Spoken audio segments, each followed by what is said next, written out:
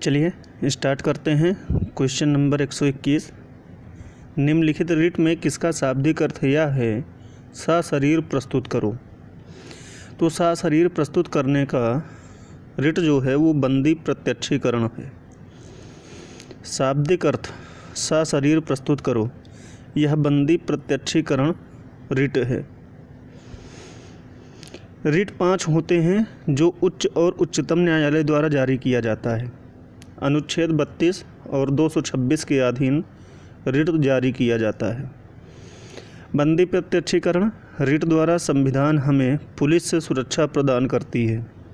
यदि किसी कारण कोई व्यक्ति कैद में है तो 24 घंटे के अंदर उसे किसी भी निकटतम न्यायाधीश के पास अनिवार्यतः उपस्थित करना होता है। इसमें 24 घंटे में यात्रा का समय नहीं जोड़ा जाता है। यदि न्यायाधीश चाहे तो पुनः पुलिस रिमांड में भेज सकता है। नेक्स्ट क्वेश्चन है, निम्नलिखित में से भारत के संविधान का वह अनुच्छेद कौन सा है जो राज्य सरकारों को ग्राम पंचायत संगठित करने के लिए निर्देशित करता है। तो अनुच्छेद 40 है। ये भारत है, इसे देख लीजिएगा, सही कर लीजिएगा। निम्नलिखित में से भारत के संविधान का वह अनुच्छेद कौन सा है। अनुच्छेद 40 है। भारतीय संविधान का अनुच्छेद 40 राज्य सरकारों को ग्राम पंचायत गठित करने का अधिकार होता है। भारतीय संविधान का भाग 4 नीति निर्देशक तत्व में ग्राम सभा गठित करने और उससे संबंधित विधि बनाने का अधिकार प्रदान करती है। भारत में बनाव का महत्व प्राचीन काल से रहा है। भारत गांवों का देश है। भारत में ग्राम पंचायतों को 73वें संशोधन द्वारा वैधानिक मान्यता प्राप्त है। भारतीय संविधान का अनुपालन करते हुए गांधीवादी दर्शन को भारतीय संविधान ने उचित स्थान दिया। भाग 4 के अनुच्छेद 37 के अनुसार इस विभाग के विरोध में वाद नहीं लाया जा सकता है। अनुच्छेद 78 के अनुसार राष्ट्रपति कोई भी सूचना प्रधानमंत्री से मांग सकता है। अनुच्छेद 48 पशुओं, विशेष रूप से कृषि एवं दुधारू गाय, बछड़ा तथा मालवाह पशु को उचित संरक्षण देने का निर्देश राज्य सरकार को दिया गया है। नेक्स्ट क्वेश्चन है, निम्नलिखित में से वह व्यक्ति कौन है जिसे भारतीय संविधान के तहत आपातकाल की घोषणा करने के लिए अंतिम प्राधिकारी माना जाता है। तो वह है राष्ट्रपति। राष्ट्रपति भारतीय संविधान के तहत आपातकाल की घोषणा करने के लिए अंतिम प्राधिकारी माना जाता है। भारत का राष्ट्रपति अनुच्छेद 52 के अधीन पद धारण करता है। अनुच्छेद 53 के अनुसार कार्यपालिका शक्ति राष्ट्रपति में निहित होती है।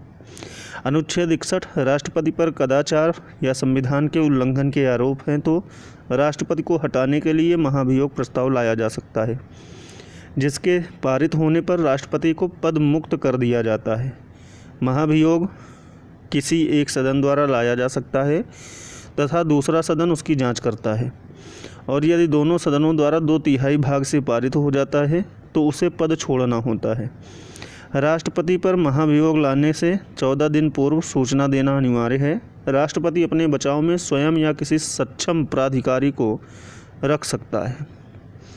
नेक्स्ट क्वेश्चन है, निम्नलिखित में से संविधान का वह कौन सा संशोधन है जिसके अनुसार महिलाओं के लिए नगर पालिकाओं एवं ग्राम पंचायतों में 1/3 सीटों के आरक्षण की व्यवस्था की गई है।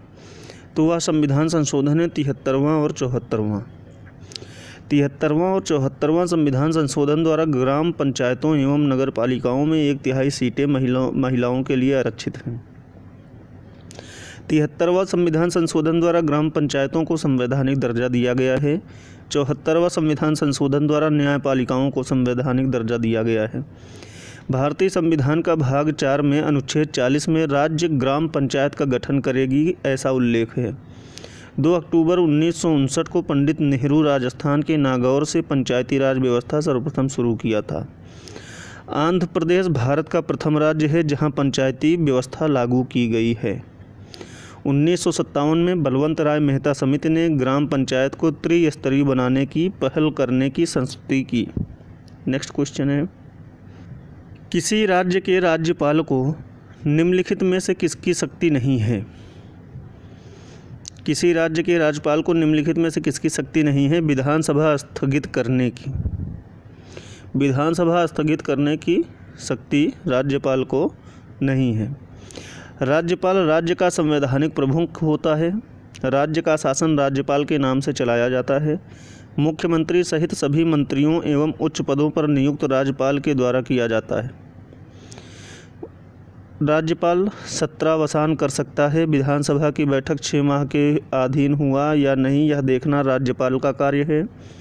आवश्यकता पड़ने पर विधानसभा की बैठक बुलाने की घोषणा कर सकता है। राज्यपाल मुख्यमंत्री की सलाह पर विधानसभा भंग कर सकता है। राज्यपाल विधानसभा उस स्थिति में भंग कर सकता है जब कोई वैकल्पिक सरकार बनने की संभावना न हो।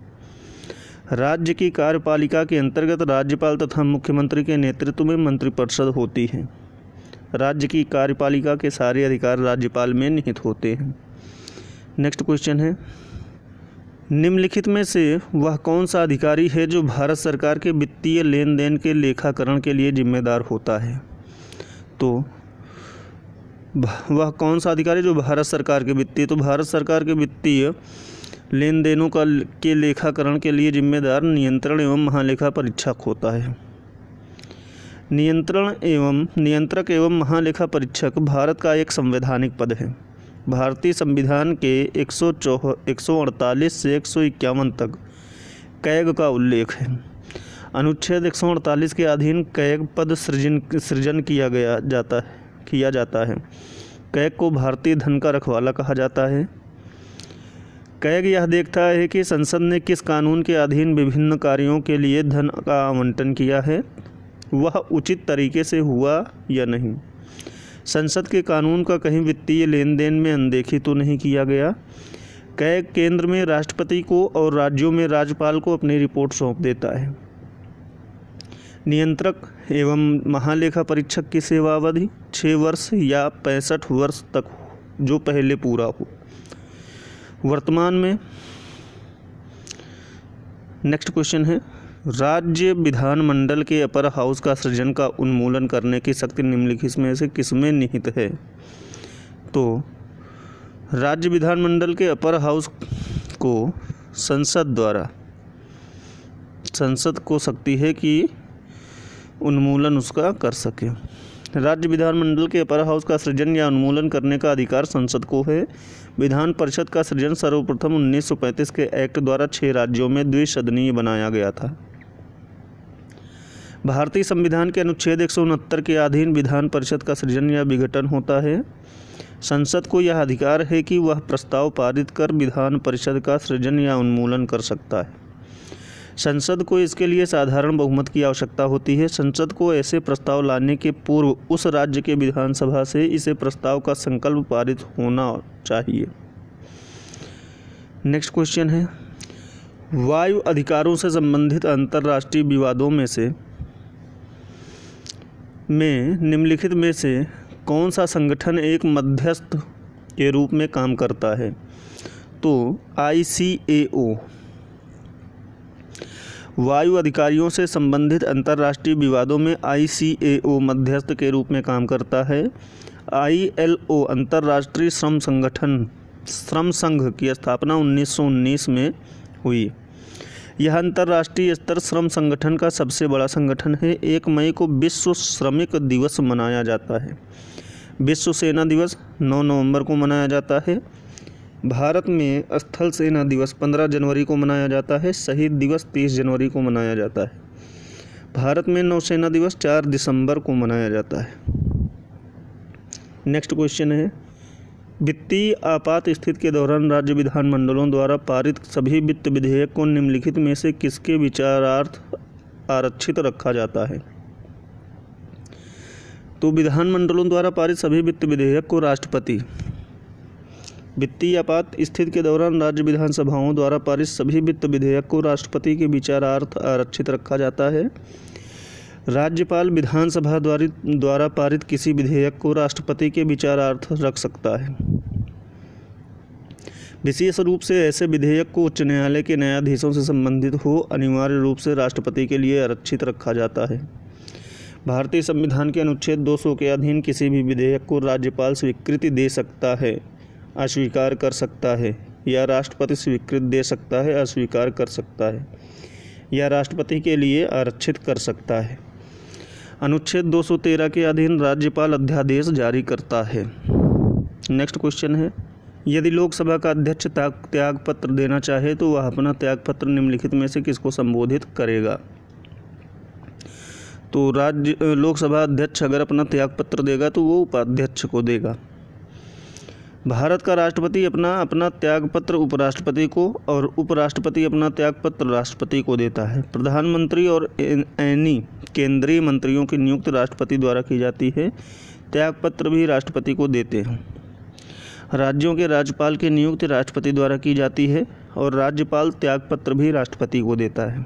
चुनाव आयोग, संघ लोक सेवा आयोग, नियंत्रक एवं महालेखा परीक्षक इत्यादि की नियुक्ति राष्ट्रपति द्वारा की जाती है। राष्ट्रपति तीनों सेना का प्रमुख होता है। तीनों सेना के सेनाध्यक्ष की नियुक्ति राष्ट्रपति द्वारा की जाती है। नेक्स्ट क्वेश्चन है, भारत में प्रथम आम चुनाव किस वर्ष किए गए थे? भारत में प्रथम आम चुनाव 1951 से 52 में किया गया था। भारत में प्रथम आम चुनाव 51-52 में हुआ। चुनाव मुख्यतः 1952 से प्रारंभ हुआ। चुनाव की प्रक्रिया 1951 में ही शुरू हो गई थी। चुनाव मुख्यतः मार्च-अप्रैल में आयोजित किया गया। 13 मई 1952 को प्रथम लोकसभा का गठन किया गया। वर्तमान में लोकसभा में 545 सदस्य होते हैं। 543 सदस्यों का चुनाव होता है। 2 सदस्यों को राष्ट्रपति नियुक्त करता है यदि एंग्लो इंडियन का प्रतिनिधित्व समुचित न हो तो। नेक्स्ट है, भारत के निर्वाचन आयोग द्वारा किस दल को पहले एक राष्ट्रीय दल के रूप में अमान्य घोषित करने के बाद में फिर से मान्यता प्रदान कर दी गई? तो भारत का साम्यवादी दल। भारत के निर्वाचन आयोग द्वारा भारत के साम्यवादी दल की राष्ट्रीय दल के रूप में मान्यता रद्द कर दी गई, पुनः मान्यता दे दी गई। राष्ट्रीय दल होने के लिए आवश्यक लोकसभा आम चुनाव अथवा राज्य विधानसभा चुनाव में किन्हीं 4 अथवा अधिक राज्यों में कुल डाले गए वैध मतों का 6% प्राप्त करना जरूरी है। बजट न केवल वार्षिक विवरण होता है बल्कि इसमें सरकार की नीति और दृष्टिपत्र भी होता है। बजट वित्त मंत्री द्वारा प्रस्तुत किया जाता है। रेल बजट रेल मंत्री द्वारा सदन में प्रस्तुत किया जाता है। रेल बजट को साधारण बजट से 1924 से 25 के दौरान बजट से अलग किया गया। बजट में कुल 109 मदें होते हैं जिसमें से 103 साधारण विषय पर और 6 मदें रक्षा से संबंधित होती हैं। अनुच्छेद 74 मंत्रिपरिषद से संबंधित है। नेक्स्ट क्वेश्चन है, निःशुल्क शिक्षा का अधिकार कुछ सीमाओं के अंतर्गत मौलिक अधिकार के रूप में गारंटीड है। निःशुल्क शिक्षा का अधिकार कुछ सीमाओं के अंतर्गत मौलिक अधिकार के रूप में गारंटीड है। अनिवार्य और निःशुल्क शिक्षा 14 वर्ष तक के बालकों को देना अनुच्छेद 45 में वर्णित है, जो भाग 4 के नीति निर्देशक के अंदर प्रतिष्ठित है। लेकिन 86वें संविधान संशोधन 2002 के अधीन निःशुल्क शिक्षा को अनुच्छेद 21 का में जोड़ा गया है और इस प्रकार दैहिक और प्राण की स्वतंत्रता के साथ जोड़ दिया गया है। किसी बालक को शिक्षा से वंचित किया जाता है तो अनुच्छेद 32 के अधीन उपचार मांग सकता है। 11वें मौलिक कर्तव्य के अंतर्गत भी जोड़ा गया है। नेक्स्ट, निम्नलिखित सूचियों में से किसके अंतर्गत शिक्षा आती है? तो शिक्षा समवर्ती सूची के अंतर्गत आता है। शिक्षा समवर्ती सूची में आती है। 1919 के भारतीय परिषद एक्ट के अधीन प्रथम बार संघ सूची और राज्य सूची का उल्लेख किया गया। 1935 के भारत शासन अधिनियम में समवर्ती सूची को भी जोड़ा गया। भारतीय संविधान की 7वीं अनुसूची में 3 सूची का वर्णन मिलता है। अवशिष्ट शक्ति केंद्र के पास होती है। समवर्ती सूची पर केंद्र और राज्य सरकार दोनों कानून बनाते हैं। मतभेद होने पर केंद्र के कानून को सर्वोच्चता दी जाएगी। संघ सूची में 100 विषयों का समावेश है। राज्य सूची में 61 विषय हैं, इसमें 66 विषय शामिल थे। समवर्ती सूची में 47 विषय थे, वर्तमान में 52 विषय हैं। संविधान निर्माण के समय शिक्षा का विषय राज्य सूची में था, लेकिन 42वें संविधान संशोधन 1976 के बाद शिक्षा का विषय समवर्ती सूची में शामिल हो गया। नेक्स्ट क्वेश्चन है, उच्चतम न्यायालय के न्यायाधीशों की सेवानिवृत्ति आयु है 65 वर्ष। सेवानिवृत्त आयु है 65 वर्ष। उच्चतम न्यायालय के न्यायाधीशों की सेवानिवृत्ति की आयु 65 वर्ष है। उच्चतम न्यायालय के न्यायाधीश 65 वर्ष तक अपने पद पर आसीन होते हैं। उच्च न्यायालय के न्यायाधीश की सेवा आयु 62 वर्ष और मुख्य न्यायाधीश की 65 वर्ष होती है। अनुच्छेद 124 के अधीन उच्चतम न्यायालय और अनुच्छेद 214 के अधीन उच्च न्यायालय की स्थापना की जाती है। उच्च और उच्चतम न्यायालय के न्यायाधीशों की नियुक्ति राष्ट्रपति द्वारा की जाती है। उच्चतम न्यायालय के न्यायाधीशों की नियुक्ति में मुख्य न्यायाधीश की सलाह अवश्य ली जाती है। उच्च न्यायालय के न्यायाधीशों की नियुक्ति में मुख्य न्यायाधीश की सलाह ली जाती है। उच्च न्यायालय के अन्य न्यायाधीशों की नियुक्ति में मुख्य न्यायाधीशों के अतिरिक्त संबंधित राज्य के मुख्य न्यायाधीश से भी सलाह लेना अनिवार्य है। अनुच्छेद 143 के अधीन राष्ट्रपति उच्चतम न्यायालय से सलाह ले सकता है। उच्चतम न्यायालय सलाह देने से इनकार भी कर सकता है। राष्ट्रपति भी सलाह मानने के लिए नेक्स्ट क्वेश्चन है, भारत की संविधान सभा का अध्यक्ष कौन था? भारत की संविधान सभा का अध्यक्ष डॉक्टर राजेंद्र प्रसाद थे। संविधान का प्रथम और अस्थायी अध्यक्ष सच्चिदानंद सिन्हा को 9 दिसंबर 1946 को बनाया गया था। सच्चिदानंद सिन्हा फ्रांस की परंपराओं की तरह वरिष्ठतम सदस्य थे। डॉक्टर सच्चिदानंद सिंह का विरोध होने के कारण 11 दिसंबर 1946 को डॉक्टर राजेंद्र प्रसाद को अस्थायी सदस्य बनाया गया। हरीश चंद्र मुखर्जी संविधान सभा के उपाध्यक्ष चुने गए। संविधान सभा के द्वारा ही 24 जनवरी 1950 को डॉक्टर राजेंद्र प्रसाद को प्रथम राष्ट्रपति चुना गया। 26 नवंबर 1949 को संविधान बनाने के बाद भी संविधान सभा संसद के रूप में कार्य करता रहा। 13 मई 1952 से पूर्व तक संविधान सभा संसद की तरह कार्य करते रहे। संविधान सभा ने राष्ट्रीय गान गीत झंडा को अपनाया। संविधान सभा ने ही राष्ट्रमंडल में शामिल होने का अनुमोदन किया। नेक्स्ट क्वेश्चन, भारत का संविधान अपना प्राधिकार किससे प्राप्त करता है? भारत का संविधान अपना प्राधिकार भारत की जनता से प्राप्त करता है। भारतीय संविधान के प्रस्तावना में लिखा गया है कि हम भारत के लोग भारत को यह साबित करता है कि संविधान का स्रोत जनता है और जनता के हित के लिए है और जनता ने स्वीकार किया है। संविधान सभा का गठन कैबिनेट मिशन के प्रस्ताव पर भारत की जनता द्वारा प्रत्यक्ष रूप से चुने हुए प्रतिनिधियों द्वारा बनाया गया था, क्योंकि उस समय हिंसक वातावरण के कारण प्रत्यक्ष चुनाव शांतिपूर्ण एवं निष्पक्ष संभव नहीं था। लगभग 10 लाख आबादी पर एक सदस्य चुना गया। संविधान के अंतर्गत सभी शक्ति का केंद्र बिंदु जनता को माना जाता है। नेक्स्ट क्वेश्चन, राज्यसभा एक अस्थायी सदन होने के कारण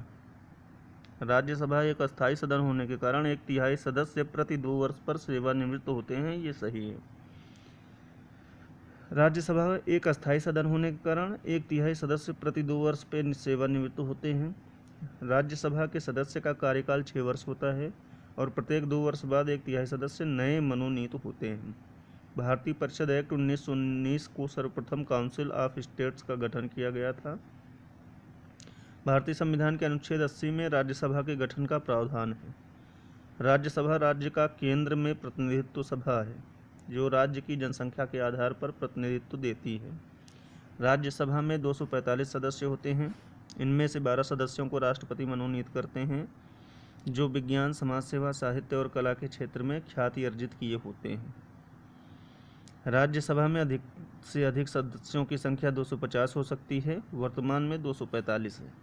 नेक्स्ट क्वेश्चन, किन राज्यों में साझा उच्च न्यायालय है? तो महाराष्ट्र व गोवा में। महाराष्ट्र व गोवा में साझा उच्च न्यायालय है। महाराष्ट्र के उच्च न्यायालय के क्षेत्राधिकार में गोवा भी आता है। पणजी में महाराष्ट्र उच्च न्यायालय का खंडपीठ अवस्थित है। केरल उच्च न्यायालय के अंतर्गत लक्षद्वीप को भी रखा गया है। कोलकाता उच्च न्यायालय के अंतर्गत अंडमान व निकोबार द्वीप समूह भी आता है। मद्रास उच्च न्यायालय के अंतर्गत पांडिचेरी संघ राज्य क्षेत्र भी आता है। चंडीगढ़ उच्च न्यायालय के अंतर्गत पंजाब और हरियाणा आते हैं। गुवाहाटी उच्च न्यायालय के अंतर्गत कुछ पूर्वोत्तर राज्य भी क्षेत्राधिकार में आते हैं। सिक्किम का गंगटोक में अपना उच्च न्यायालय है। गुवाहाटी उच्च न्यायालय का क्षेत्राधिकार भारत में सर्वाधिक 4 है। मेघालय गुवाहाटी उच्च न्यायालय के विविधता से अपवर्जित कर लिया गया है। नेक्स्ट क्वेश्चन है, भारत का संविधान देश को एक रूप में वर्णित करता है। भारत का संविधान देश को एक रूप में वर्णित करता है, राज्यों के संघ के रूप में। भारत का संविधान राज्यों का संघ रूप में वर्णित करता है। भारत में संविधान का भाग 1 के अनुच्छेद 1 में राज्यों का संघ कहा गया है। भारत को राज्यों का संघ का अर्थ है कि किसी राज्य को भारत से अलग होने का अधिकार नहीं है, क्योंकि राज्यों ने केंद्र को नहीं बनाया बल्कि केंद्र ने राज्यों को बनाया है। भारत का संविधान संघात्मक है या एकात्मक, यह विवादित प्रश्न है। डी वसु ने संघात्मक और एकात्मक का मिश्रण बताया। केसी हिलर ने भारत के संविधान को अर्ध संघात्मक कहा है। डॉक्टर अंबेडकर ने कहा कि भारत का संविधान सामान्य स्थिति में संघात्मक है, लेकिन असाधारण स्थिति में एकात्मक हो जाता है। संविधान विशेषज्ञ डायसी ने संविधान के संघात्मक होने की 4 शर्तें रखी हैं। लिखित संविधान, शक्तियों का बंटवारा, संविधान की सर्वोच्चता और संविधान की व्याख्या करने वाली स्वतंत्र न्यायपालिका हो। इस आधार पर भारत का संविधान भी संघात्मक है। भारत का संविधान आपातकाल में एकात्मक हो जाता है। तो दोस्तों, ये थे आज के 20 क्वेश्चन। कल फिर हम नए 20 क्वेश्चन के साथ हाजिर होंगे। तब तक के लिए इजाज़त चाहते हैं।